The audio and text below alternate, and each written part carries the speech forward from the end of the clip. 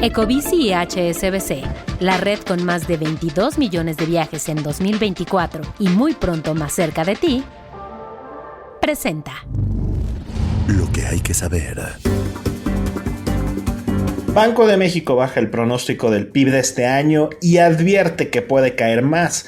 También el déficit comercial de Estados Unidos se dispara a un nivel récord por los aranceles y una clínica de la UNAM puede ayudarte a dormir mejor. Es jueves 29 de mayo, yo soy Gonzalo Soto y esto es Expansión Daily. Esto es Expansión Daily. Lo que hay que saber. Lo importante del día con los editores de Expansión. Expansión Daily. Lo que hay que saber. Bienvenidos. Bienvenidos y bienvenidas a un episodio más de Expansión Daily. Activen las notificaciones de este podcast para que estén muy pero muy bien informados e informadas. Hoy está conmigo Alberto Verduzco, nuestro jefe de información en Expansión.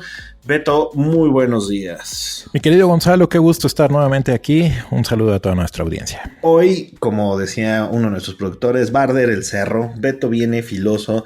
Yo también, la verdad es que ya pura mala noticias acerca de más la elección judicial el domingo. Por cierto, si se lo perdieron, les contamos que ayer tuvimos una transmisión en vivo, un live, sobre la elección judicial. Les va a ser de mucha ayuda. En serio, vayan a darle play. Sabemos que todavía hay un montón de gente que no sabe cómo va a funcionar esta votación ni qué hacer con todas las boletas que van a recibir. Tuvimos una muy buena explicación de Dania Rabel, consejera del INE, y también de Georgina de la Fuente, analista política, especialista en elecciones, amiga de la casa. Véanlo antes de ir a las casillas este domingo. Les dejamos la liga en la descripción de este episodio. Beto, sí me aclararon varias dudas, pero todavía vaya relajo que se va a armar el domingo. Sí, yo creo que toda la gente que vaya el domingo seguramente va a encontrarse con muchas dudas, muchas inquietudes. Uh-huh. Sí, de preferencia pues consulten nuestros contenidos, consulten toda esta información que seguramente les va a ayudar muchísimo. Uh-huh. Pero sí, no dudo que el mero día mucha gente se va a encontrar confusa, ¿no? Muy, muy confundida. Sí, de verdad no se pierdan tampoco la cobertura que haremos el próximo domingo de la elección judicial. Y bueno, Banco de México, para sorpresa de absolutamente nadie, bajó el pronóstico del PIB para este año a 0.1%, con posibilidad de caída de 0.5%. Beto, estas son de las notas que me enojan. ¿Por qué no decir ya la verdad y dejarlo en cero? No vamos a crecer. Esto ya se detuvo. Todos lo hemos notado, llevamos varias semanas con notas que indican que nuestra economía ya no está bien. 0.1% hasta parece burla. Sí, Gonzalo, desde hace tiempo a las instituciones, por ejemplo Banco de México, en este caso, también Hacienda, les gusta mucho manejar el tema de los intervalos, quizás de alguna manera para no ser como tener un escenario tan catastrofista, pero para explicarlo un poquito, el intervalo de Banco de México va de un crecimiento marginal de 0.7% a una caída que puede ser hasta de menos 0.5%. Uh-huh. Porque es el escenario central de 0.1%, porque es el que está a la mitad realmente de estos dos, digamos, extremos. Pero, o sea, para explicarlo de una manera muy sencilla, uh-huh, existen las mismas posibilidades en el modelo econométrico del Banco de México o en el modelo que echaron a andar para tener estos números, existe la misma posibilidad de que la economía mexicana crezca 0.7%, como también decrezca 0.5%. Eso quiere decir que si hay, por ejemplo, el mismo número de posibilidades, si hay, no sé, 100 posibilidades de que sea el crecimiento 0.1%, como es el central, uh-huh, son las mismas 100 posibilidades de que también la economía se contraiga 0.5%. Pero mira, tienes toda la razón. Creo que en general ya la mayoría de los expertos, de los especialistas, se empiezan a concentrar más hacia el lado de que va a ser nulo el crecimiento, uh-huh, y también cada vez más quienes ya empiezan a poner dato negativo. Ahora, hay una buena noticia dentro de todo esto, Gonzalo, ¿sí? Digo, y quizás va a sonar un poco ilógico o contradictorio, pero con todo y que puede ser negativo el dato, se descarta una recesión ¿Cómo? Pues porque el Banco de México consideran que pues, esta forma tan clásica o sencilla en la que se mide de los 2 trimestres consecutivos con números negativos es una forma muy simplista de decir que hay recesión. Se necesitan como más indicadores que muestren, digamos, una condición crítica y que en este caso parece que la economía mexicana lo va a sortear.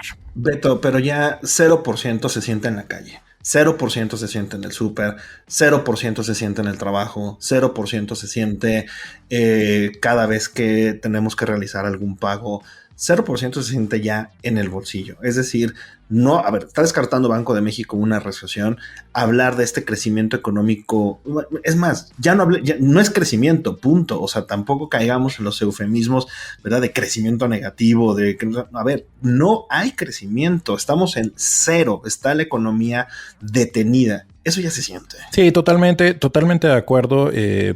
Hay indicadores que sí ya empiezan a mostrar cómo la economía mexicana se enfría. Hay varios datos que ya dan muestra de ello. Tú has comentado como algunas formas en las que se sienten estos pulsómetros que identifican muy bien que la economía no va del todo bien.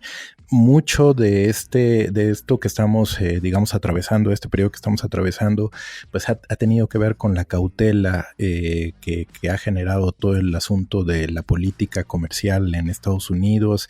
Entonces, pues sí, de alguna manera toda esta incertidumbre, toda esta situación de qué pasa, de qué no pasa, de que sí va a haber aranceles, de que no va a haber, pues tiene a todo el mundo detenido. Entonces, completamente de acuerdo contigo, pero déjame decirte también una cosa.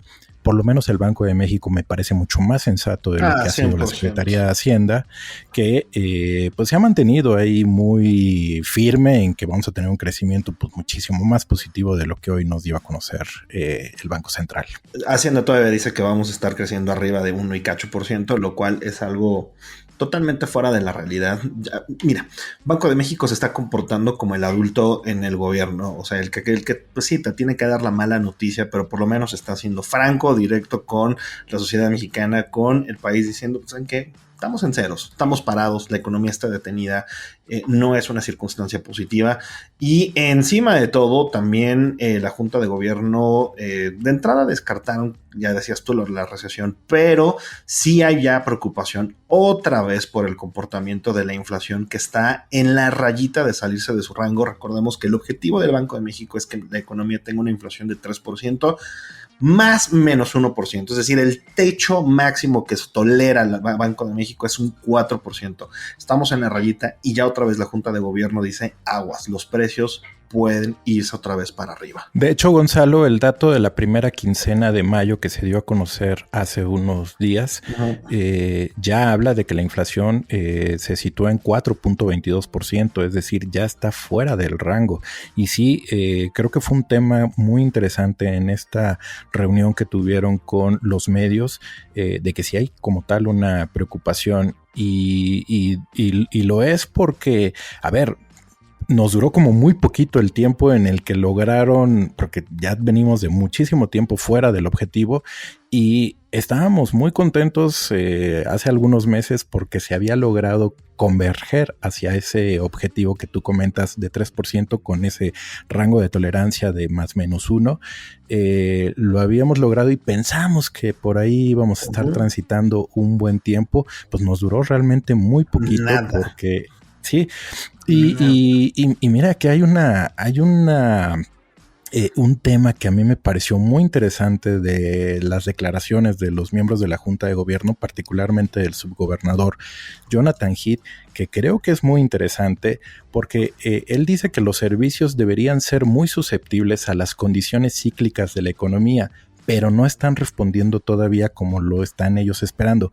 Pero más interesante a mí se me hizo la preocupación de que hay factores estructurales, problemas como el tema de la inseguridad, problemas como los costos del transporte, el tema de la poca competencia en ciertos sectores, que les están dificultando al Banco de México su trabajo. Entonces, eso es gravísimo. Pues, ojo, eso es muy grave y a mí me parece una declaración muy, muy interesante y muy muy fuerte, porque no vaya a ser que nuevamente en nuestra agenda de trabajo, nosotros como periodistas, incorporemos a la inflación pues como un indicador al que hay que estarle nuevamente dando seguimiento. Y tú sabes perfectamente que la inflación nos pega a todos. Y además, a ver, es el impuesto más regresivo que existe, es decir, el le pega y es el que más, sí, es el que más le pega a las personas de menores ingresos. Entre menos ingresos tienes, la inflación se come un mayor porcentaje del dinero que tienes disponible mes a mes, semana a semana, día a día.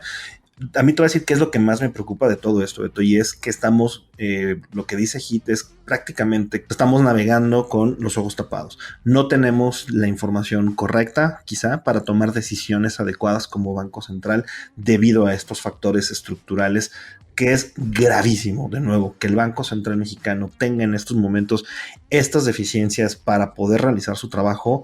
¡Qué serio! Sí, qué serio. Y bueno, vamos a poner también dentro de todo lo malo hay, digamos, un poquito de luz, un poquito de esperanza, y no es porque Luz haya escrito esta nota, pero no, por eso nunca es.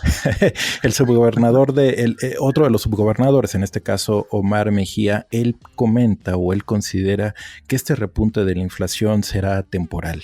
Hay aumentos que él considera que están focalizados en algunos genéricos como los servicios, que seguramente en algún momento desaparecerán y tenderán a despresurizar todo este tema. Vamos a revelar una cosa de Beto, y es el subgobernador Omar Mejía es compañero de la Universidad de Beto.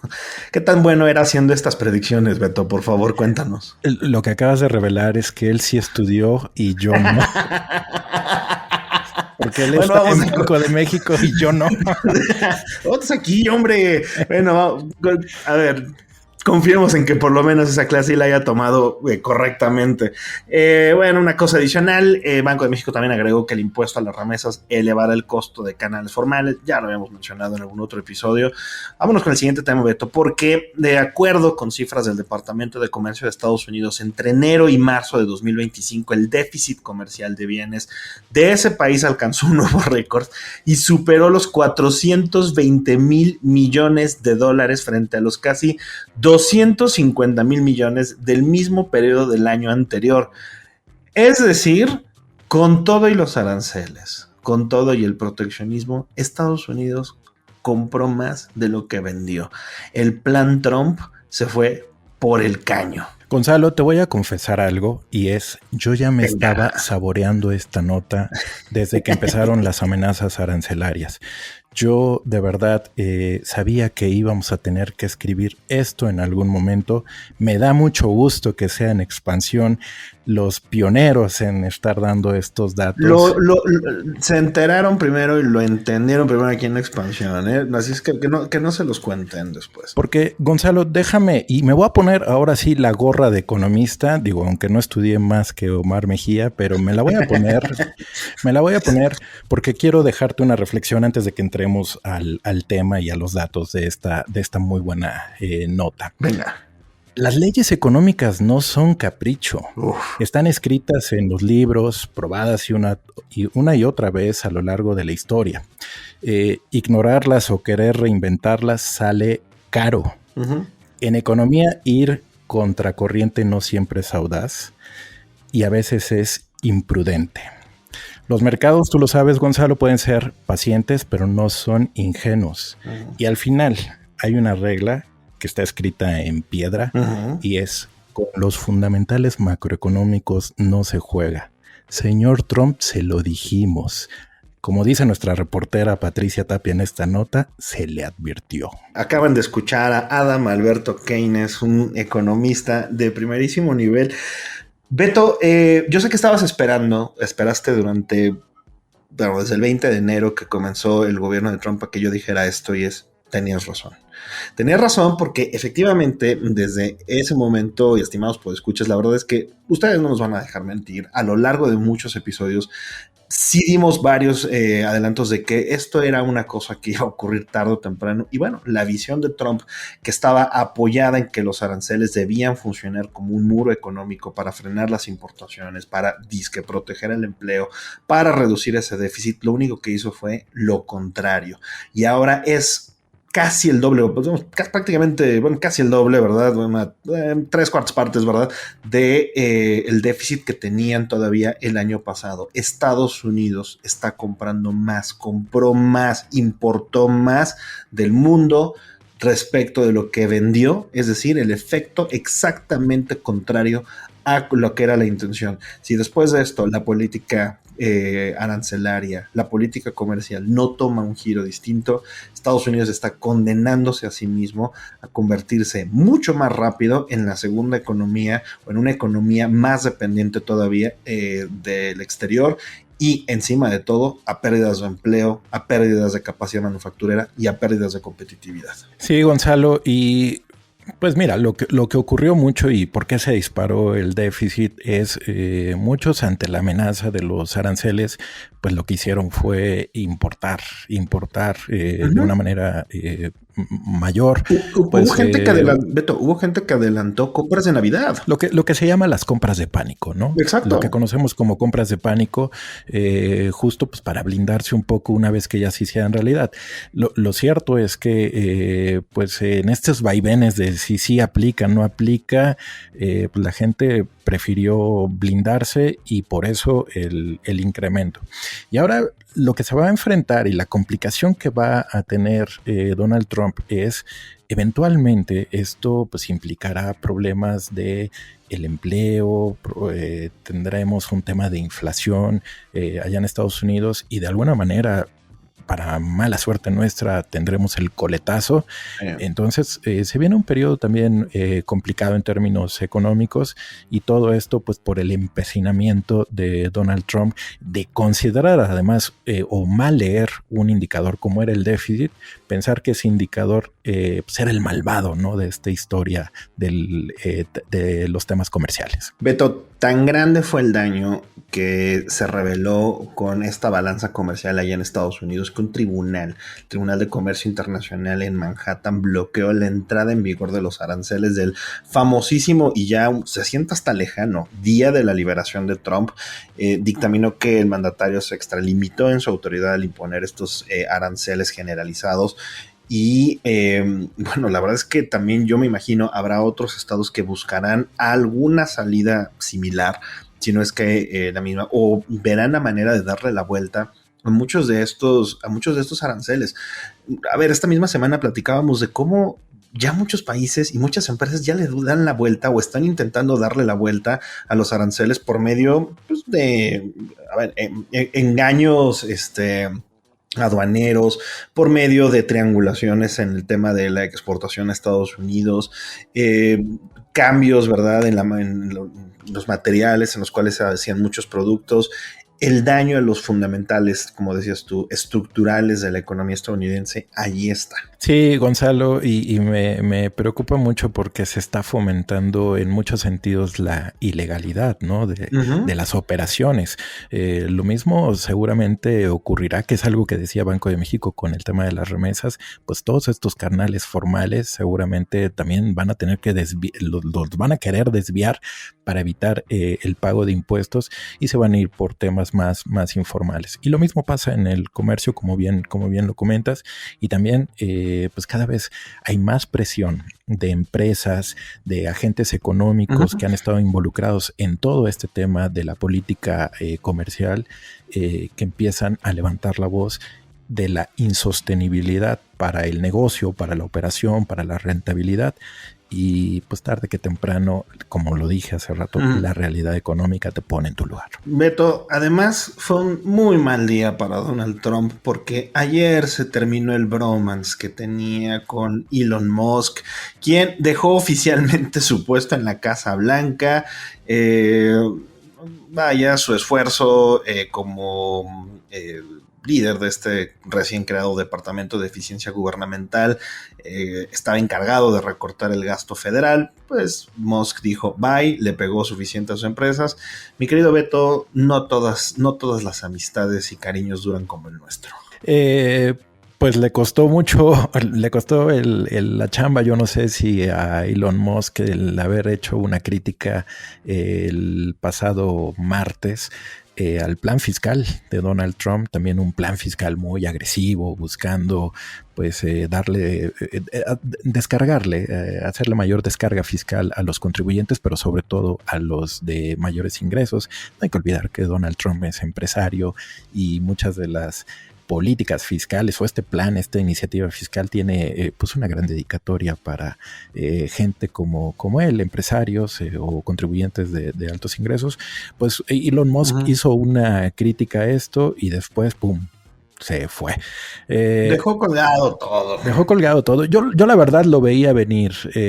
Sabía que este romance no iba a durar mucho y yo creo que Elon Musk va a estar más tranquilo, más a gusto y menos estresado desde donde sabe hacer las cosas, que es en sus empresas. Sí, y además acaba de tener recientemente otro fracaso en el lanzamiento de una de sus naves con las cuales pretende que lleguemos a Marte en esta misma generación.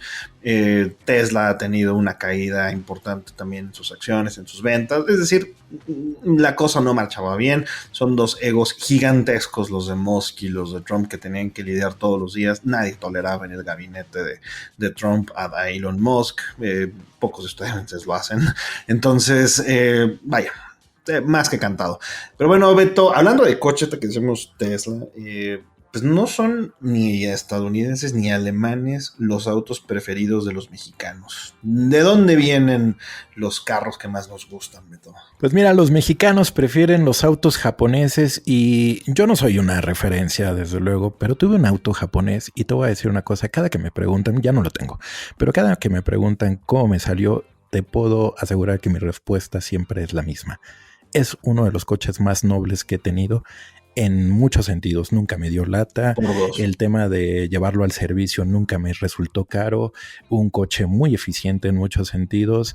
Entonces, sí coincido con esta nota que, digo, está sustentada en datos, en números. Sí coincido en que los mexicanos se inclinan justo por esto, ¿no? Por la experiencia, por una experiencia en la que no tengas que batallar con el tema de, pues, que sea caro, que los servicios, los japoneses te dan, digamos, esas ventajas y por eso cada vez, pues, los mexicanos prefieren comprar este tipo de autos. Mi querido Beto, por dos. La verdad es que mi haber hay dos autos que he tenido, digamos, en mi historial de como propietario de vehículos y dos japoneses, la verdad, y han salido maravillosos. Uno de ellos, de hecho, tú tienes una foto por ahí mía cuando me pusieron la araña en Polanco. Muy buen carro, la verdad. Después tuve otro también japonés. La verdad, como dices, es un auto muy noble. Nunca dio lata, nunca tuve un problema en el servicio. Siempre, la verdad, distinguido, bueno, por diferentes maneras, ¿verdad? Un auto, la verdad, muy especial. Bueno, en otros mercados también de América Latina, las marcas europeas tienen posiciones predominantes, pero aquí en México, Nissan, Toyota, Honda, Mazda, Suzuki, Mitsubishi y Subaru se reparten cerca del 40% de las ventas de vehículos nuevos cada año, y es un dominio que han tenido desde hace 11 años. Es una cifra muy, muy significativa, Gonzalo. 40% de los autos que se vendieron en 2024 son japoneses. Es un gran dominio y bueno, no voy a dar ahorita detalles, pero el otro 40% también se lo llevan otros autos asiáticos, no japoneses. Cada vez empiezan a tener más dominio, pero particularmente los japoneses creo que se distinguen por o sea, yo creo que a cualquier persona que le preguntas sobre cualquier producto japonés, siempre va a tener como que en la cabeza, en el chip, que será algo de calidad, que está garantizada la calidad, que está pues que es un buen producto, y pues aquí está reflejado en los autos. Déjame decirte, Gonzalo, yo no soy referencia, pero ahora estuve hace unos días estuve en Estados Unidos, en Filadelfia, y yo hice el ejercicio en un trayecto del aeropuerto a nuestro hotel, me puse a ver cuántos autos circulaban y yo quería ver cuántos Teslas contaban. conté solo uno, en un trayecto como de unos 40 minutos. Te hace falta ir a California. Sí, es lo que me dijo Ivette, nuestra editora de empresas, pero también me sorprendió que casi la mayoría de los autos que yo vi eran japoneses. Muy interesante. La verdad es que, como dices, mucha producción local de auto japonés aquí en México, gran historial, muy buen legado, muy padre. Pero bueno, vámonos ya a cerrar este podcast, Beto, con una nota. Hay que ir a dormir, ¿no? Hay que ir a dormir. Bueno, no, espérate. Bueno, vamos a empezar. No seas cínico. Vámonos con la siguiente nota. Aunque a veces parezca, no todo está perdido. Cuando te toque ir a dormir, Beto, y tengas problemas, hay una clínica de la UNAM que puede atender tus trastornos. A ver, de acuerdo con datos del sector salud, aproximadamente hay 80 tipos de trastornos del sueño. No tenía ni idea que fueran tantos. Se estima que en el país más del 45% de la población adulta presenta insomnio, presente apnea, presente, que también son los ronquidos. Y bueno, estos son los principales desórdenes por los cuales las personas buscan ayuda médica. ¿Cómo se llama esta clínica, Beto? Mira, la Clínica de Trastornos del Sueño de la UNAM es una unidad mixta de servicio, investigación y docencia de la Facultad de Medicina. Y la verdad es que vale la pena que se echen un clavado en esta nota a nuestra audiencia que tenga problemas con el tema del sueño. De hecho, yo soy uno de los que también con cualquier ruidito, si tengo 20 minutos, cualquier ruidito me despierta. Y también y me cuesta mucho. Y también, no, sí, claro, yo ronco. Seguramente tengo más de uno de esos 80 tipos de trastorno que me gustaría ir a revisar, porque creo que eso también habla mucho de la responsabilidad también de la salud que uno debe tener consigo mismo. Y pues fíjate, o sea, uno a lo mejor nada más dice duermo mal, pero pues hay 80 posibilidades de explicaciones atrás pues de ese dormir mal. El doctor Rafael Santana Miranda, que es responsable de la clínica, explicó que estas unidades se crearon justo con el objetivo de resolver estos problemas relacionados con el sueño, con médicos especializados. Y la verdad me parece una nota muy interesante. Para no todo está perdido, porque sí, creo que el dato que diste de 45% de personas en México tienen ese problema es un dato importante. O sea, un gran volumen de personas tienen problemas con algo tan importante como es el sueño. Sí, la verdad es que sí hay que tomar mucho en consideración esto. El descanso es importantísimo. Mucha gente nos lo ha dicho, Beto. Luego somos medio necios, pero bueno, por ahora vamos a cerrar ya este episodio. De verdad, muchas gracias, Beto, por habernos acompañado y sobre todo, muchas gracias por la muy buena explicación, tanto en el tema comercial como en pues todo lo que nos puso Banco de México sobre la mesa ayer. No, hombre, como siempre, con el gusto de estar aquí y pues nos escuchamos próximamente. Gracias, y ya saben que toda esta información y más está disponible en expansión.mx y leemos sus comentarios en las redes sociales de Expansión, @expansiónmx. Nos escuchamos mañana.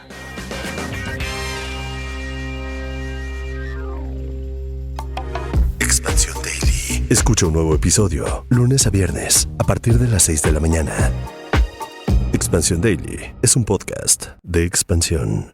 Este episodio llega a ti gracias a rss.com, el podcasting hecho simple. Ecobici y HSBC, la red con más de 22 millones de viajes en 2024 y muy pronto más cerca de ti, presentó.